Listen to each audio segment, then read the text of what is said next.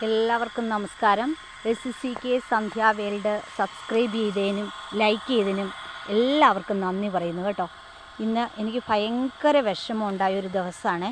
കാരണം എന്താണെന്ന് വെച്ചാലുണ്ടല്ലോ, ഇത് നോക്കിക്കേ, ഈ എന്താണെന്നറിയില്ല, ഈ പീച്ചിൽ ഈ തയ്യയുടെ ചോട്ടിൽ പടത്തിയതാണ് കണ്ടോ. ഇത് മുറിഞ്ഞു പോയി, ആകെ ഇത് ഉണങ്ങിപ്പോയിരിക്കുവാണ്. ഇത് കണ്ടോ, എനിക്ക് ആകെ വിഷമമായി. ഒത്തിരി പീച്ചിങ്ങയൊക്കെ ഇതിലുണ്ടായിരുന്നു കേട്ടോ.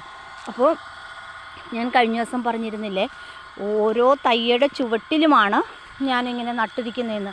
കണ്ടോ, ദേ പീച്ചിങ്ങയൊക്കെ കിടക്കുക. നല്ല പീച്ചിങ്ങയായിരുന്നു കേട്ടോ. കണ്ടോ, ഈ പീച്ചിങ്ങയൊക്കെ നല്ല നല്ല നീളമുള്ള പീച്ചിങ്ങയായിരുന്നു. കഷ്ടം.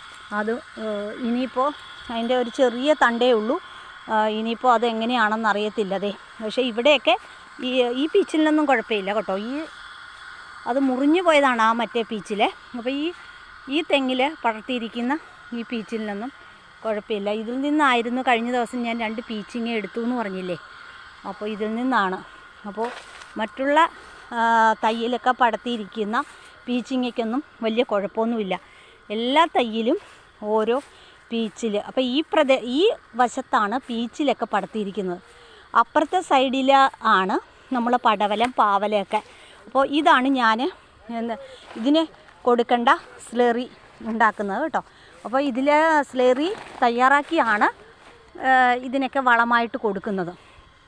അപ്പോൾ എല്ലായിടത്തും ഓരോ തെങ്ങ് വാഴയൊക്കെ കുലച്ചിട്ടുണ്ട്. കണ്ട, ഇതിലൊക്കെ നല്ല പീച്ചിങ്ങ നമുക്കുണ്ട്. നല്ല നീളമുള്ള പീച്ചിൻ്റെ ഇനമാണ് കേട്ടോ. ഒത്തിരി നീട്ടമുണ്ട്. അപ്പോൾ അങ്ങനെ ഓരോ തയ്യിലുമാണ് നമ്മൾ ഓരോ പീച്ചിൽ പടർത്തിരിക്കുന്നത്. അപ്പോൾ ഈ ഭാഗം മുഴുവൻ പീച്ചിലാണ്. ഈ തെങ്ങിൻ തൈകളുടെ എല്ലാം വളർത്തിയിരിക്കുന്നത് പീച്ചിലാണ്. അപ്പോൾ ഇവിടെയൊക്കെ വാഴയാണ് കേട്ടോ. വാഴക്കൃഷിയാണ് നടത്തിയിരിക്കുന്നത്. ഈ ഒരു ഭാഗത്തൊക്കെ ഞാൻ വാഴയാണ് നട്ടിരിക്കുന്നത്.